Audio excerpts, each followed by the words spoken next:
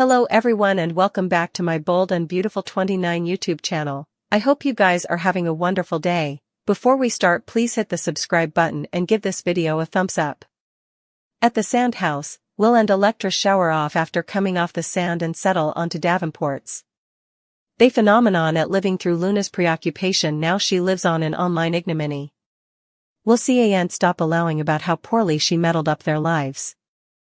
At the Forrester manse, Brooke, Ridge, Eric, Donna, and Carter bandy the press being in a feeding delirium over Luna. Brooke told Will and Electra to take some time off.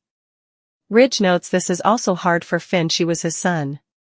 He's glad she's gone so Steffi doesn't have to look over her shoulder all the time. They pound over the woeful loss of the baby and Luna's numerous crimes. Donna's glad Katie can eventually concentrate on her family and helping Will. As further captions come by, the Forresters can't believe how crazy effects are getting. Carter points out Luna was part of the company.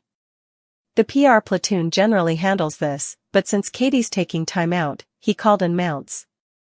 At Bill and Katie's place, they're still replaying the Luna drama in their minds and rumble about the online content of the crazed woman.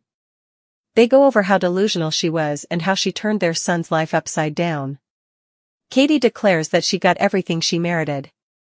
Bill fields press questions on the phone, and also they go over him letting Luna loose to beget damage.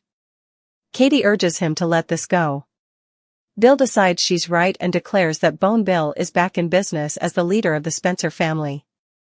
Katie and Bill call Will, who reports that he's with Electra. Katie is glad they're spending time together, but suggests he talk to Taylor.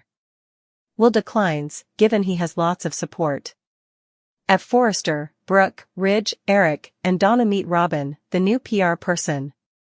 She assures them that her platoon is the stylish in LA for extremity operation. They'll change the narrative and put it back on fashion. At the sand house, Will formally again goes over all of Luna's crimes. Electra says she hurt a lot of people, including Will. She recaps how Luna took advantage of him. She's so thankful he's okay. Ridge signs off on hiring the new PR platoon as Katie appears. They all ask about Will and Katie thanks them and announces that she's there to do damage control. Brooke says, "We're on it." Katie's dismayed to hear that Ridge has hired an outside PR platoon to handle it. They explain they wanted to ease her cargo so she could take some time off with her family. Katie asks to speak to her sisters alone, so Eric, Ridge and Carter train out. Donna and Brooke want to know how Katie's doing really. Katie tells them the stress has been each consuming, but she had to be strong for her son. She's thankful for the Logan sisters. They embrace. Inside the sand house, Will paces with his phone and apologizes for not being suitable to get his mind off of the Luna stuff. Electra mentions that the reports still say the motorist is anonymous. Will can't imagine driving on and someone jumps in front of you. At that veritably moment, Electra gets a communication from someone claiming to be the person who ran over Luna. Why would they text her? Someone looks at their phone screen, which has the textbook to Electra saying, "I'm the bone that ran over Luna. Katie may collapse and need Luna heart." A new transplant follow the auto crash that Luna was putatively just involved in. Luna easily allowed. She was on her way to escaping the Bobbies and keeping her freedom, but also a vehicle suddenly appeared.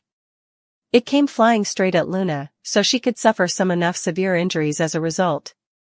Still, perhaps some of her organs could still be bestowed, if Luna ends up brain dead. That brings us to some interesting hints that the show's been dropping recently regarding Katie. They has surely been playing up the possibility of a Katie medical extremity due to all the Luna stress. There have been some suggestions regarding Katie's fragile heart and whether it can take all this. Katie has also been running like a madwoman to find Luna in this big manhunt. That could add to the heart strain for Katie and maybe lead to her collapsing soon enough. From a medical viewpoint, it's been enough time since Katie's last transplant for her to really need another one now. Katie might find herself in need of a new heart, so could she get Luna's ticker following this auto-drama? Luna could get a little redemption on her way out. It wouldn't make up for all the horrible effects Luna did when she was alive, but at least her demise could save the life of Will Mama. There's no guarantee that's how effects will play out, but there must be a reason why Katie's heart issues have come a focus lately. The show could be gearing up for a heart transplant twist, so stay tuned for updates on any jaw-dropping news to come. Luna's heart might be what saves Katie from a grim fate. Luna a little redemption as part of her own fatal exit? Luna might come a lifesaver depending on how it all goes down. The riddle motorist will be revealed. Who's behind the wheel of the auto that hit Luna?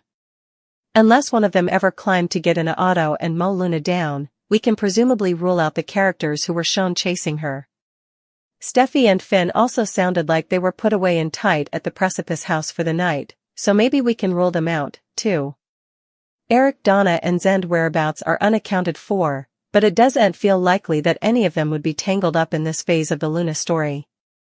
The same goes for Liam and Hope since they're in their joyful reunion period right now, but they could still be options to consider. Brooke and Ridge are noticeably absent from all the Luna chaos despite all the complaining they've been doing about her. Could one of them have been driving the auto that hit Luna? Remy might be a good contender since he has a knack for running into Luna in unanticipated places. Maybe Remy literally ran into, or in this case, ran over, Luna during her rearmost flight attempt. It's easy to imagine Remy getting out of the auto and being frightened to find Luna's injured or indeed departed body in the road. It's also possible the motorist will turn out to be an arbitrary day player or at least a character who's new to the oil. There have been spoiler hints about someone from Daphne past entering the picture, so what if her partner accidentally hit Luna on his way into city?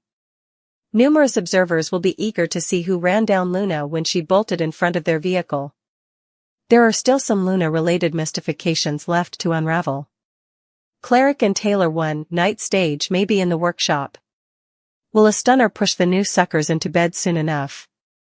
Taylor and Deacon are formally floundering with their growing passions for each other. What started out as an interesting spark is snappily growing into a fire of desire. That could be reason enough for Deacon and Taylor to end up in bed together at some point. There could actually be a major catalyst ahead when it comes to Taylor and Deacon hitting the waists. We needs to offer a tilting point for Deacon and Taylor, so they might use this whole situation with Luna to make it be.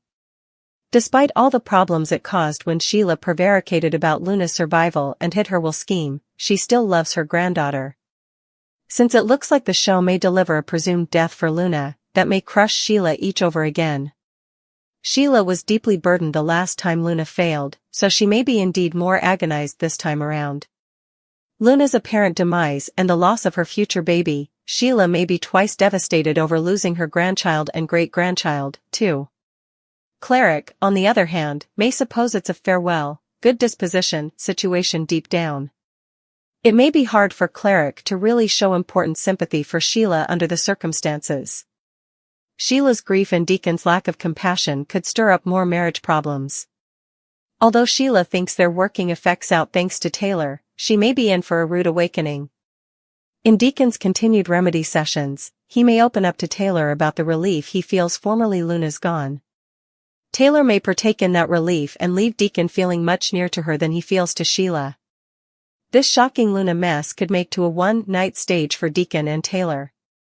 It could leave Taylor and Deacon wondering if they should bury it as a one-time boob, or pursue a real love down the road. Taylor and Deacon may face a turning point in their relationship soon, if there were such ways to get the problem out. Thank you for watching this video. And do not forget to like, comment and subscribe.